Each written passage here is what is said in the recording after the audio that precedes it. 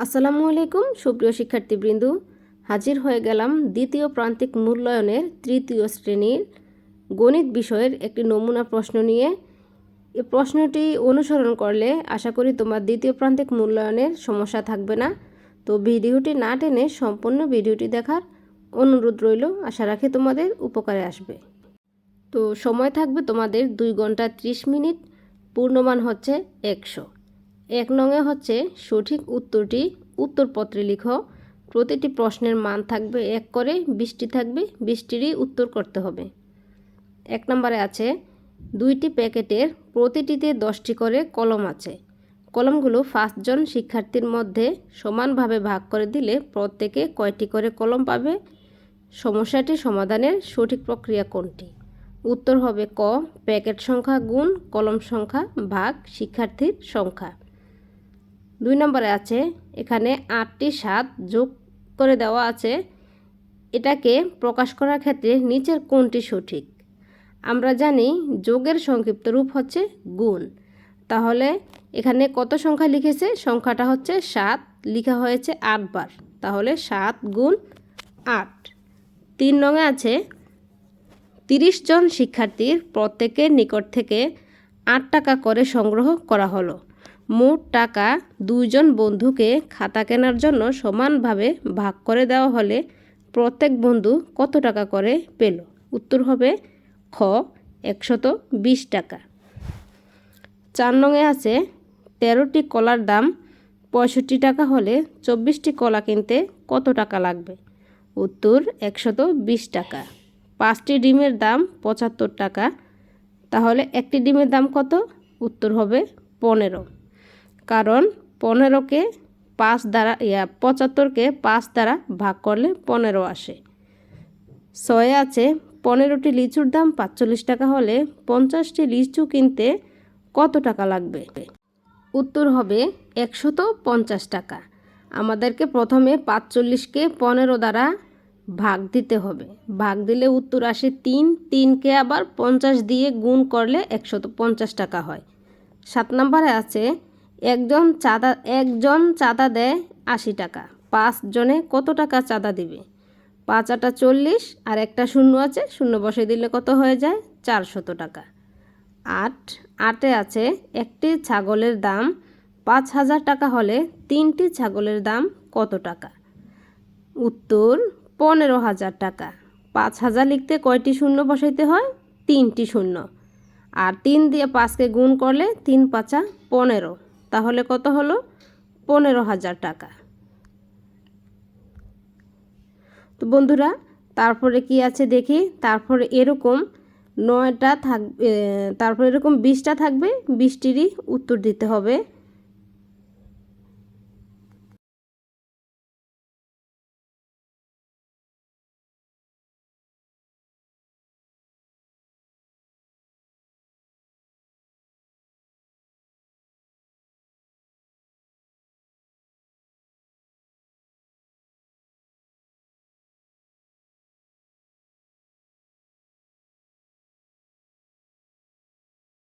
নয় আছে পিতার বর্তমান বয়স পুত্রের বর্তমান বয়সের 4 গুণ।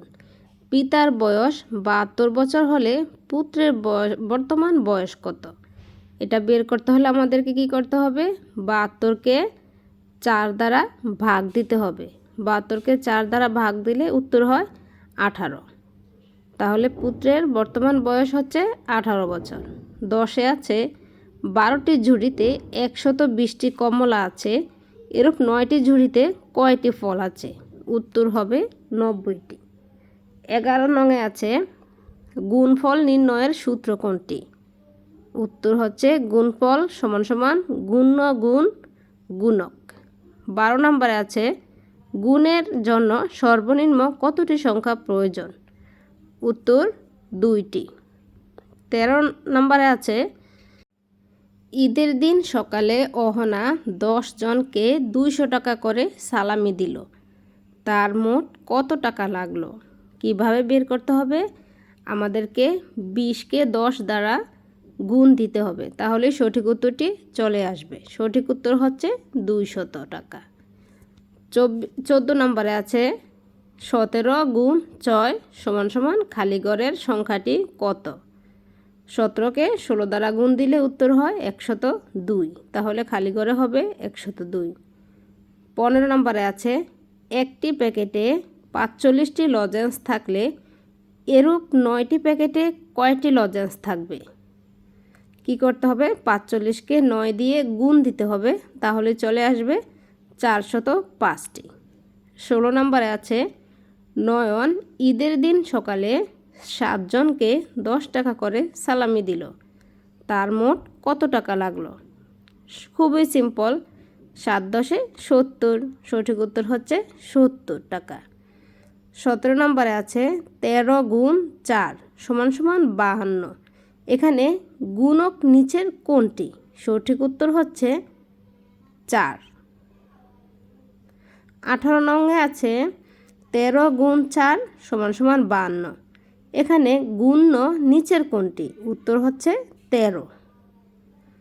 19 নংয়ে আছে একটি শ্রেণীতে শিক্ষার্থী আছে 68 জন, প্রত্যেক শিক্ষার্থীর 8টি করে খাতা থাকলে মোট খাতার সংখ্যা কতটি? সঠিক উত্তর হচ্ছে 544টি। 68কে 8 দ্বারা গুণ দিলেই সঠিক উত্তরটি চলে আসে 544। 20-এ আছে রীতা প্রতিদিন 8 ঘন্টা বই পড়ে, 2 সপ্তাহে সে কত ঘন্টা বই পড়ে? আমরা জানি 7 দিন = 1 সপ্তাহ, তাহলে 2 সপ্তাহ = 7 গুণে 14, তাহলে আমরা কি করতে হবে? 14কে 8 দ্বারা গুণ করতে হবে, তাহলে চলে আসবে 112 ঘন্টা। তারপর হচ্ছে 1 নংয়ের খ। 1 নংয়ের খ এর মধ্যে থাকবে শূন্যস্থান পূরণ করে বাক্যটি উত্তরপত্রে লেখো। প্রত্যেকটির জন্য 1 করে থাকবে, 10টি থাকবে, 10টিরই উত্তর দিতে হবে।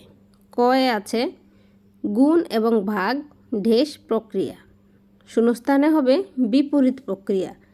গুণ এবং ভাগ হচ্ছে বিপরীত প্রক্রিয়া। 25 গুণ 8 ভাগ 4 = 50। প্রথমে আমাদেরকে গুণের কাজ করতে হবে। 25কে 8 দ্বারা গুণ দিলে যেটা আসবে সেটাকে আবার 4 দিয়ে ভাগ করতে হবে, ভাগ দিলে আমাদের সঠিক উত্তরটা চলে আসবে। গয়ে আছে 160 থেকে ড্যাশ বার 8 বিয়োগ করা যায়। 160 থেকে 8কে 20 বার বিয়োগ করা যায়, শূন্যস্থানে হবে 20। ঘ 7কে 17 বার যোগ করাকে বিকল্প রূপে প্রকাশ, খালিঘরে হবে 17 গুণ 7। নম্বরে আছে 284 গুণ 28 = 7952।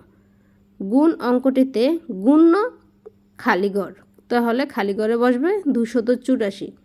284 হচ্ছে গুণ্য।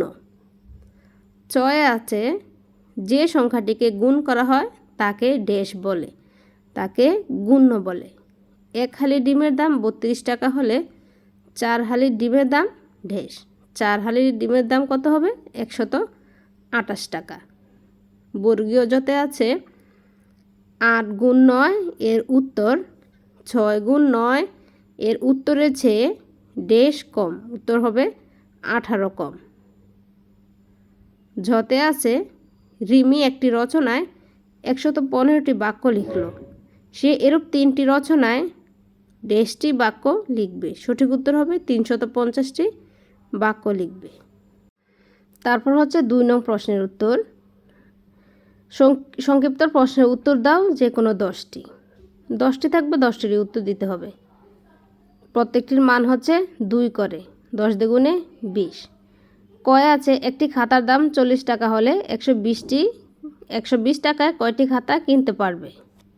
এটি তোমরা খাতায় নোট করে নিবে, তাহলে তোমরা খুব সহজেই করতে পারবে। ক্ষয় আছে একটি প্যাকেটে 45টি লজেন্স আছে, 9 জন শিশুকে দিলে কতটি করে পাবে? 60 মিটার লম্বা ফিতাকে 5 ভাগ করলে 1 ভাগে কত মিটার? ঘয়ে আছে 1 ডজন কলার 4/2 সমান কয়টি? ও নম্বর হচ্ছে 128/8 × 6 কত? 6 আছে একটি মাছের দাম 380 টাকা হলে এক হালি মাছের দাম কত? তারপরে আছে এক হালি ডিমের দাম 50 টাকা হলে 4 হালি ডিমের দাম কত?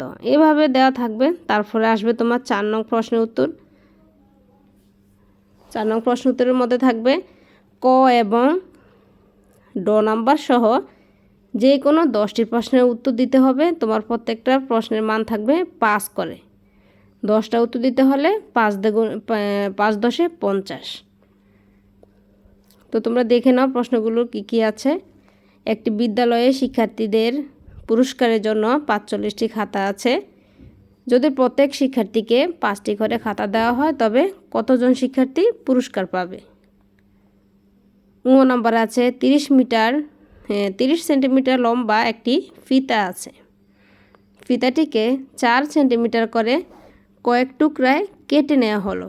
আমরা 4 সেন্টিমিটার দৈর্ঘ্যের কয়টি টুকরা পাবো? ফিতার কতটুকু অবশিষ্ট থাকবে?